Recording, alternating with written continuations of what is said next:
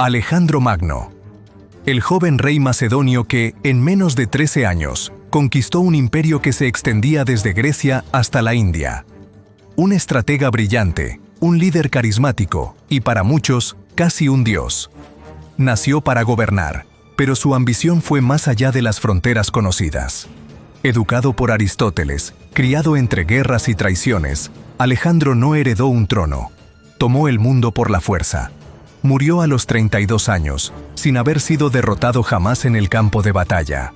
Su nombre aún resuena como el del mayor conquistador de la historia antigua. Alejandro nació en el año 356 a.C., en la ciudad de Pella, capital del reino de Macedonia. Su padre, Filipo II, no era un monarca común. Había transformado un reino periférico y atrasado en una potencia militar imponente. Reformó el ejército, introdujo la falange macedónica y sometió a las ciudades-estado griegas, que durante siglos habían vivido en constante conflicto. Pero Filipo no solo quería dominar Grecia, su objetivo era conquistar Asia y destruir el imperio persa. Alejandro creció respirando esa ambición. Su madre, Olimpia, provenía del reino de Epiro y tenía una fuerte influencia espiritual. Era devota de los misterios religiosos y aseguraba que Alejandro era hijo de Zeus, no de Filipo. Desde pequeño, le inculcó la idea de un destino divino. Esta convicción no solo alimentó su ego, sino que se volvió parte de su identidad política. Alejandro no era solo un príncipe, era un elegido.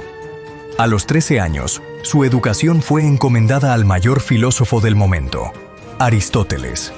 Durante años, Alejandro estudió retórica, medicina, filosofía, zoología y geografía. Pero más importante que los conocimientos fue la visión que adquirió. Aristóteles le enseñó que los griegos eran superiores y que los bárbaros debían ser gobernados. También le inculcó la importancia de difundir la cultura helénica. Estas ideas sembraron en Alejandro una mentalidad expansiva. No bastaba con heredar un reino. Su destino era civilizar y dominar el mundo conocido. No era solo teoría. A los 16 años, mientras su padre estaba en campaña, Alejandro fue nombrado regente. Durante ese breve tiempo, aplastó una rebelión tracia y fundó una ciudad, Alexandrópolis. La guerra, la política y el mando ya eran parte de su realidad antes de alcanzar la mayoría de edad. Su carácter comenzó a formarse entre la admiración hacia los héroes de la Ilíada y la necesidad de probarse en el campo de batalla. Admiraba profundamente a Aquiles, y no era solo un gusto literario. Llevaba consigo una copia anotada de la Ilíada y la colocaba bajo su almohada en cada expedición. Como Aquiles, buscaba gloria eterna, no solo victoria militar. En su adolescencia, acompañó a su padre en diversas campañas y batallas. En Queronea, con apenas 18 años, comandó la caballería macedonia y fue clave para la victoria contra las ciudades griegas. Filipo lo reconoció públicamente como su heredero militar. Pero su relación con su padre no era simple. A medida que Filipo se casaba nuevamente y tenía nuevos hijos, Alejandro temía perder su posición como sucesor. Las tensiones familiares escalaron, y por un tiempo, incluso se exilió voluntariamente junto a su madre. Sin embargo, todo cambió en el 336 a.C., cuando Filipo fue asesinado en plena boda de su hija. Las circunstancias del crimen siguen siendo inciertas, pero el efecto fue inmediato. Alejandro, con solo 20 años, se convirtió en rey. Y no era un reino estable. Macedonia estaba llena de enemigos internos y externos. Había que actuar con rapidez, y Alejandro lo hizo. Tras el asesinato de Filipo, el joven Alejandro fue proclamado rey por el ejército. Pero el trono macedonio no era una herencia garantizada. Había facciones rivales, posibles pretendientes y tribus del norte listas para desafiar su autoridad. Su primera tarea fue asegurar el poder con firmeza.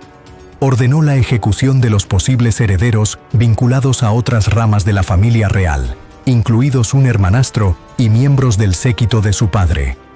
No había espacio para la duda.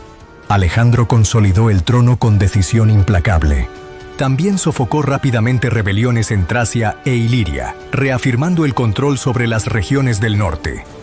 Pero el mayor desafío estaba al sur.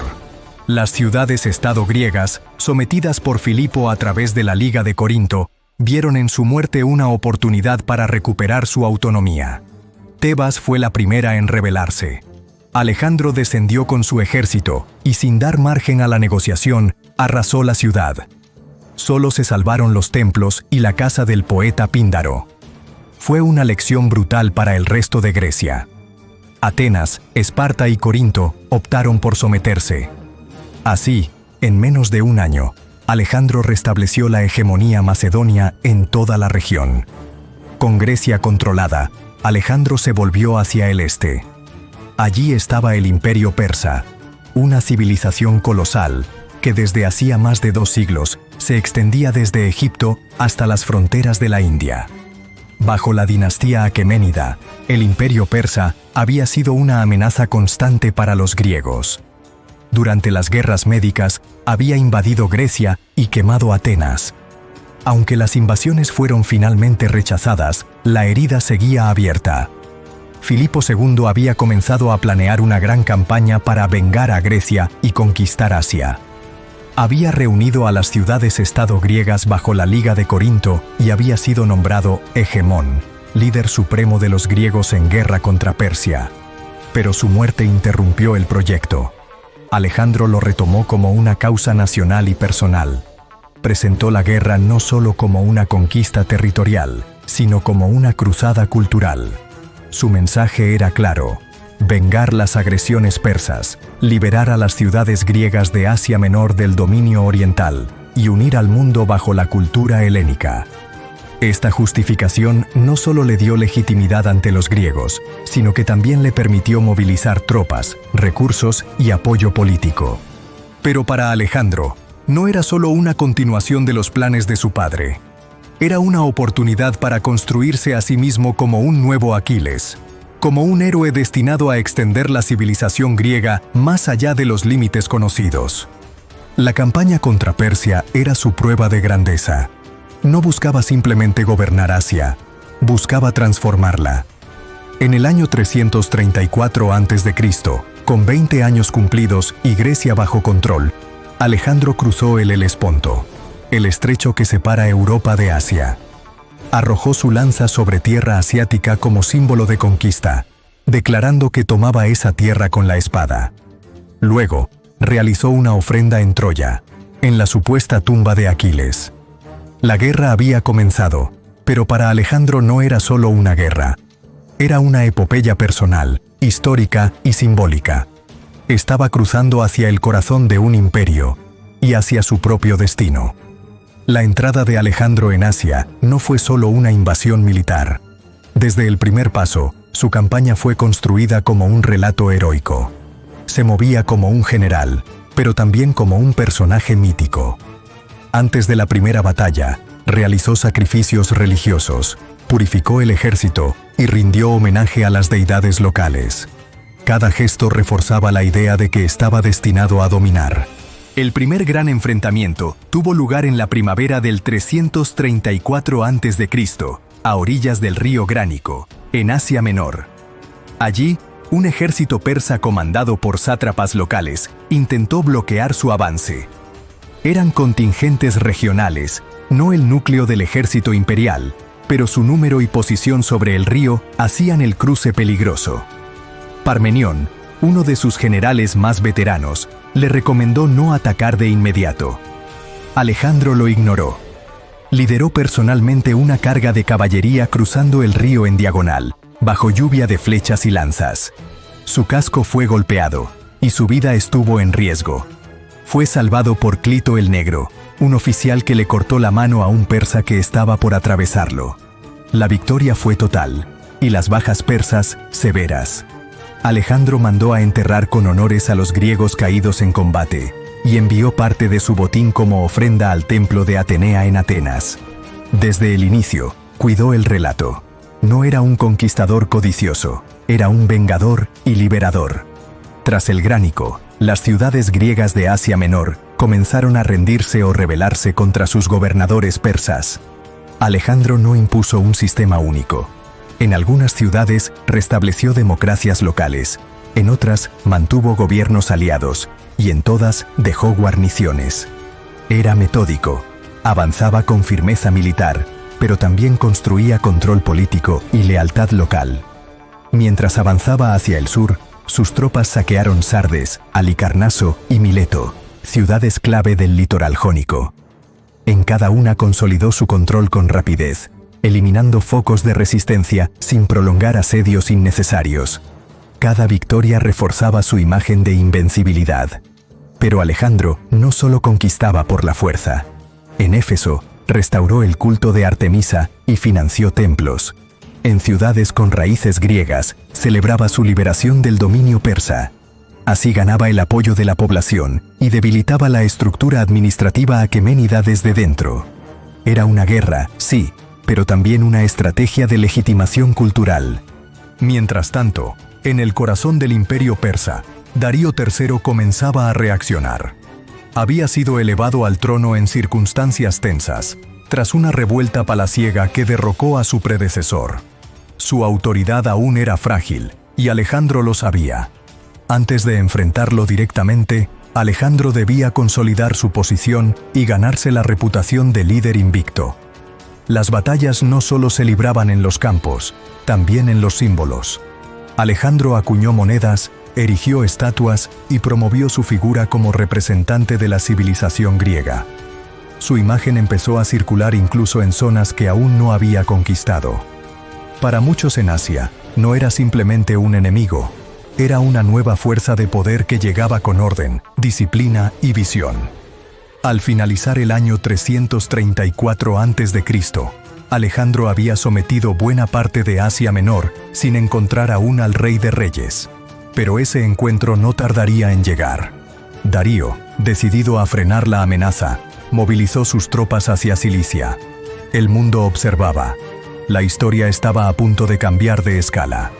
En el otoño del año 333 a.C., Alejandro se adentró en Cilicia, una región montañosa del sur de Asia Menor.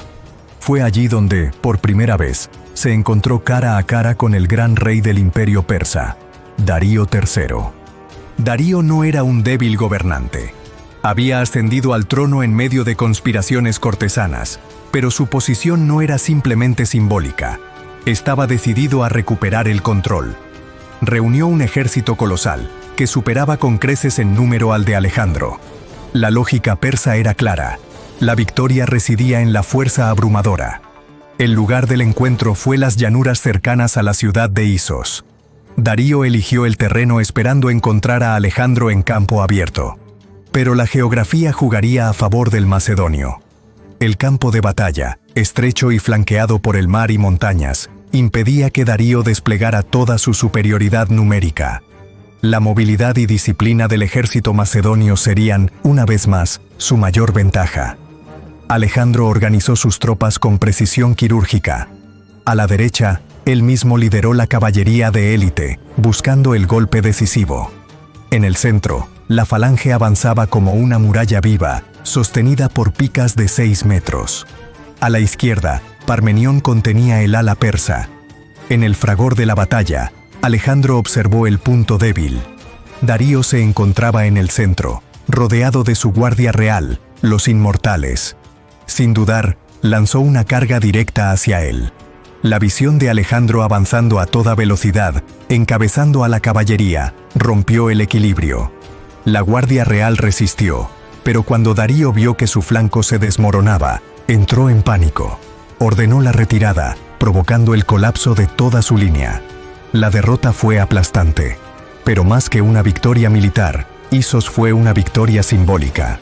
En su huida, Darío dejó atrás su campamento, su tesoro y a su familia. Su madre, su esposa y sus hijas fueron capturadas por Alejandro. El gesto que siguió sorprendió a muchos. Las trató con respeto, las protegió y las honró. Incluso les aseguró que Darío seguía con vida. Este acto tenía una intención clara: mostrar que él no era un invasor bárbaro, sino un verdadero rey, digno incluso de gobernar Persia. Darío, desde la distancia, ofreció negociar. Envió emisarios, propuso pagar un enorme rescate, ceder territorios al oeste del Éufrates y entregar a una de sus hijas en matrimonio. Alejandro lo rechazó. Su respuesta fue directa: mientras yo sea el vencedor, será a mí a quien se deba llamar rey de Asia.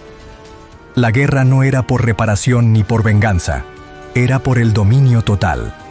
Con Isos, Alejandro se había ganado el derecho de aspirar al trono persa. No solo derrotó a Darío en combate, también lo humilló en el plano simbólico. En el imaginario del mundo antiguo, un rey que huía y abandonaba a su familia no merecía gobernar. Tras la victoria, Alejandro giró hacia el sur. Sabía que no podía dejar enemigos a su retaguardia. Las ciudades fenicias, ricas y estratégicas, aún estaban bajo control persa. Una de ellas, Tiro, se negó a rendirse. Lo que siguió sería uno de los asedios más brutales de la historia antigua. Pero antes de enfrentarse de nuevo a Darío, Alejandro debía asegurarse de que cada piedra en su camino supiera que él no avanzaba como un caudillo más, sino como el nuevo señor del mundo conocido. Tras la victoria en Isos, Alejandro no persiguió de inmediato a Darío. Sabía que no podía arriesgarse a avanzar con enemigos a sus espaldas. El control del Mediterráneo oriental era crucial, no solo por razones militares, sino también por comercio, prestigio y control de rutas. Así inició su marcha hacia las ciudades fenicias, comenzando por Biblos y Sidón, que se rindieron sin resistencia. Pero Tiro, una poderosa ciudad insular, se negó a recibirlo. Construida en una isla frente a la costa, protegida por murallas de más de 40 metros de altura, era prácticamente impenetrable. Alejandro no podía ignorarla. Mientras Tiro resistiera, el control del mar seguía en manos persas. Decidido a tomarla, ordenó la construcción de un enorme espigón de tierra que uniera la isla con el continente. Los tirios atacaban constantemente desde el mar con fuego, proyectiles y barcos incendiarios. El asedio duró 7 meses. Finalmente, con la ayuda de flotas capturadas en Sidón y Chipre, Alejandro rompió las defensas de Tiro. Cuando sus tropas entraron, la represalia fue brutal. Miles de ciudadanos fueron masacrados y otros tantos vendidos como esclavos. Solo se perdonó a los que buscaron refugio en templos. Este acto, aunque despiadado, fue un mensaje al resto de Oriente. La resistencia no sería tolerada. Gaza fue el siguiente obstáculo. Allí también hubo resistencia y un asedio sangriento. El gobernador, Batis, fue capturado y arrastrado por un carro, imitando el castigo que Aquiles infligió a Héctor. Alejandro ya no imitaba a los héroes de la Ilíada. Se fundía con ellos. Tras la caída de Gaza, Alejandro marchó hacia Egipto. A diferencia de Tiro, allí fue recibido como un libertador. Los egipcios, cansados del dominio persa, lo proclamaron faraón. Era el año 332 a.C. En lugar de destruir, Alejandro construyó, fundó una ciudad en la desembocadura del Nilo, que llevó su nombre, Alejandría. Su ubicación estratégica la convirtió en uno de los centros culturales y comerciales más importantes del mundo antiguo. Pero lo más revelador ocurrió cuando se internó en el desierto hacia el oasis de Sigua. Allí visitó el templo del dios Amón, identificado por los griegos como una forma de Zeus. El oráculo lo recibió como hijo del dios. Nadie sabe exactamente qué palabras se intercambiaron, pero desde entonces, Alejandro comenzó a presentarse no solo como rey, sino como hijo de Zeus Amón. No era simple propaganda. Creía estar cumpliendo una misión divina. La guerra ya no era solo venganza o conquista, era una transformación. Alejandro no solo derribaba imperios, los absorbía. Comenzó a adoptar vestimenta persa, mantuvo sátrapas en sus cargos y exigió ser tratado con la prosquinesis, la reverencia oriental que muchos griegos rechazaban. Estas decisiones provocaron tensiones dentro de su ejército. Algunos generales, como Calístenes, sobrino de Aristóteles y cronista oficial, lo acusaban de querer convertirse en un dios entre hombres. Pero Alejandro tenía un propósito más ambicioso. No quería simplemente destruir Persia, quería convertirse en el nuevo gran rey, fundiendo Oriente y Occidente bajo un solo trono. Ya no se veía como el hijo de Filipo, sino como una figura única en la historia, el primer monarca universal. Mientras tanto, Darío había logrado reorganizar su ejército y esperaba a Alejandro en las llanuras de Gaugamela. Sabía que esta vez no podía huir. Era todo o nada. Y Alejandro lo sabía también. La batalla final entre Alejandro y Darío se libró en el año 331 a.C., cerca de la aldea de Gaugamela, en las llanuras de Asiria. Darío, consciente de su derrota en Isos, había pasado meses reorganizando sus fuerzas. Esta vez no cometería el error del terreno estrecho. Eligió un campo abierto y lo preparó cuidadosamente para permitir el despliegue de su ejército, que incluía decenas de miles de jinetes, infantería pesada, carros de guerra y elefantes. Las fuentes antiguas exageran los números, pero hay consenso en que superaban ampliamente a las tropas de Alejandro. Darío ofreció negociar nuevamente territorios, riquezas, incluso la mano de su hija en matrimonio. Alejandro, firme, respondió que no se detendría hasta gobernar todo el imperio. Su visión no era compartir el poder, era tomarlo por completo. La noche antes de la batalla, Darío mantuvo a sus tropas en formación. Alejandro, en cambio, ordenó que sus hombres descansaran. Al amanecer del día decisivo, su ejército estaba listo, alimentado, descansado y confiado. Alejandro estudió el terreno y notó que el ejército persa era tan amplio que amenazaba con envolver sus flancos. En respuesta, extendió sus propias líneas y reforzó sus alas. Una vez más, lideró la caballería de élite por el flanco derecho, buscando abrir una brecha. Mientras tanto, Darío lanzó un ataque con carros armados de cuchillas. Pero los macedonios estaban preparados. Abrieron sus líneas para dejar pasar los carros y luego los rodearon y destruyeron. Cuando el centro persa se debilitó, Alejandro vio su oportunidad. Con una carga directa, apuntó otra vez al punto neurálgico. El caos se desató. La guardia personal del gran rey luchó con fiereza, pero cuando Darío vio que su ala izquierda colapsaba, huyó por segunda vez. El campo quedó en manos de Alejandro. Fue una victoria total. Las pérdidas persas fueron catastróficas. Gaugamela no solo fue una batalla, fue el fin de un mundo. Con ella, el imperio persa dejó de existir como fuerza organizada. Sus ciudades, sus nobles, sus ejércitos, todo comenzó a fragmentarse. Alejandro entró en Babilonia sin resistencia. La ciudad, rica, majestuosa y milenaria, lo recibió como un libertador. No saqueó ni destruyó. Ofreció sacrificios a los dioses locales, restauró templos y respetó las tradiciones. En Susa, otra de las grandes capitales persas, encontró un tesoro incalculable: oro, plata, metales preciosos acumulados durante siglos. Esto le permitió pagar a su ejército, financiar nuevas campañas y consolidar su red de poder. Pero faltaba un acto final. Darío aún vivía. Se había retirado al este, buscando organizar una última resistencia.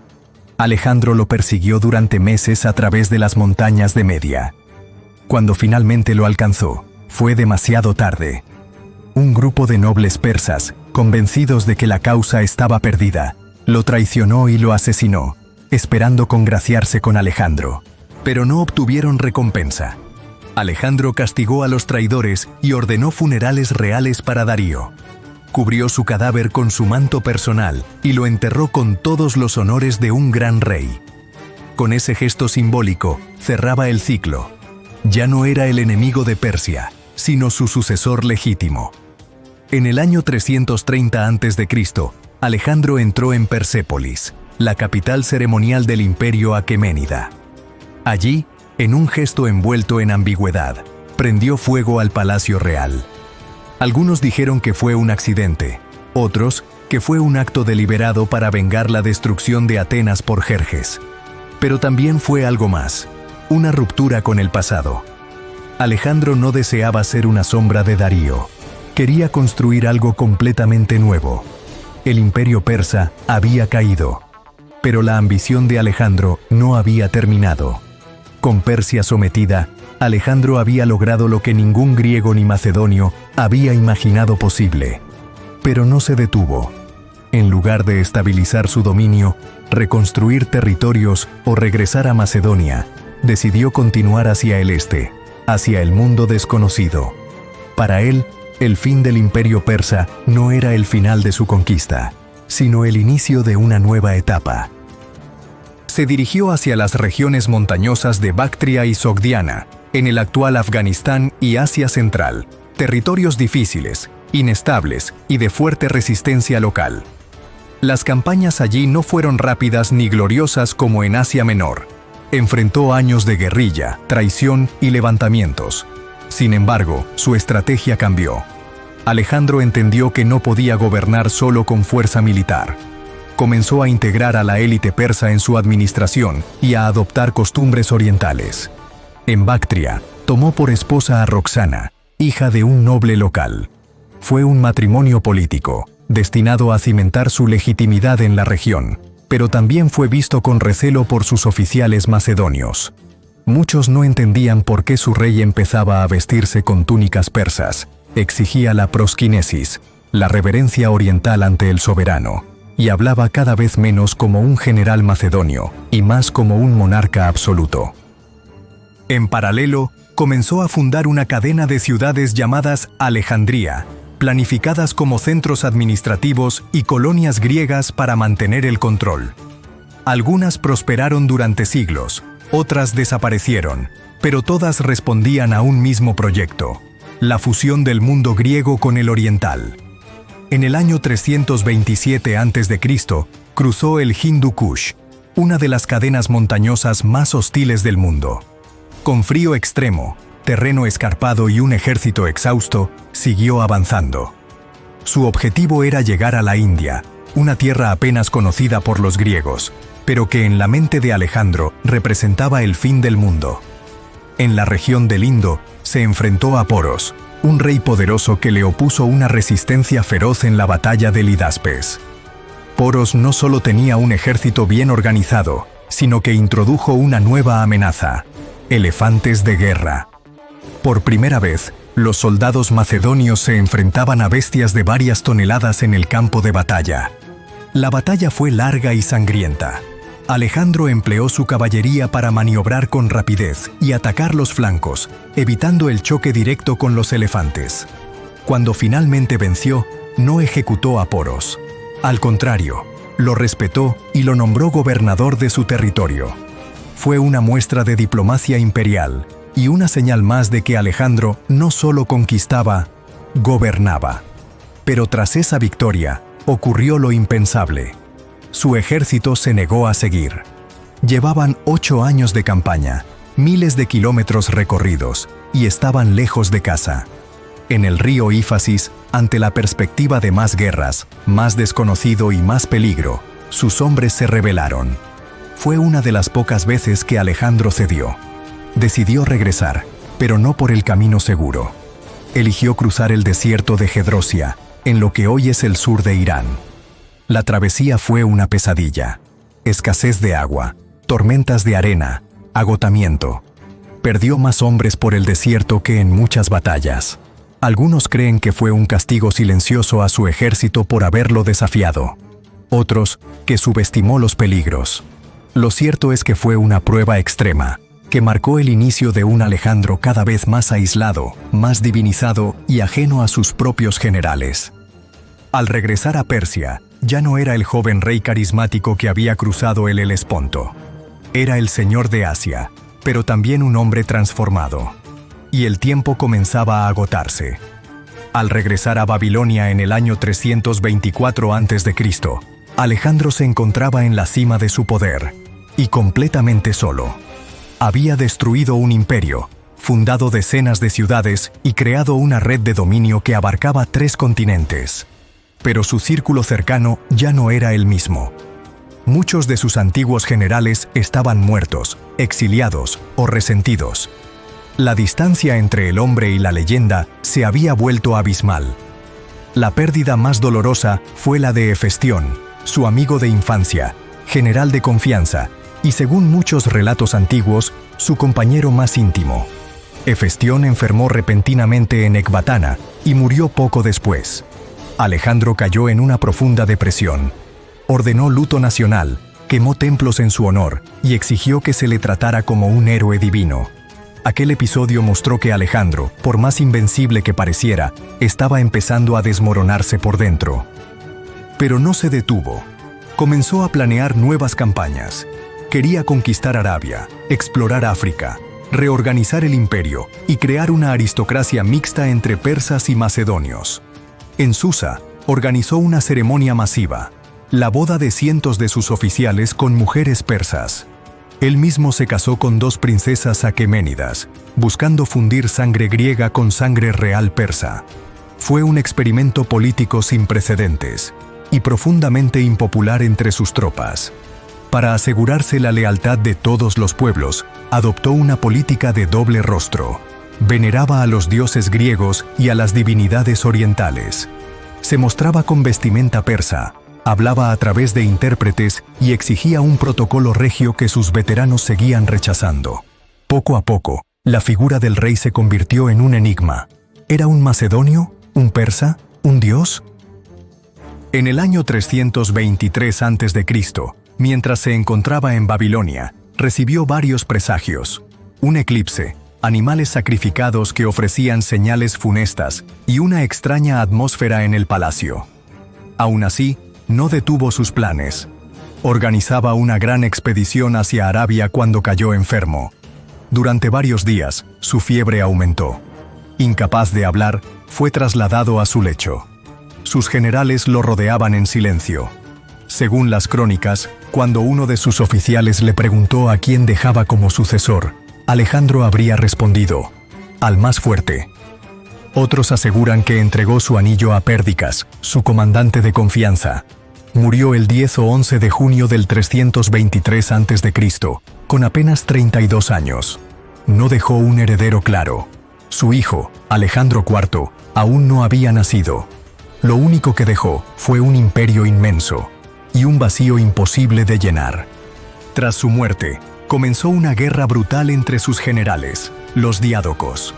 El imperio se fragmentó y sus territorios se dividieron entre potencias rivales. Pero su legado no desapareció. Las ciudades que fundó, especialmente Alejandría en Egipto, se convirtieron en centros culturales y políticos durante siglos. Su figura inspiró a emperadores romanos, sultanes musulmanes y conquistadores modernos. Incluso en Asia, fue recordado como un gran rey, a veces bajo el nombre de Iskandar. Alejandro no fue solo un militar brillante. Fue un arquitecto de imperios, un símbolo político y una figura que transformó la historia. Su vida fue breve, pero su ambición cambió el mundo antiguo para siempre.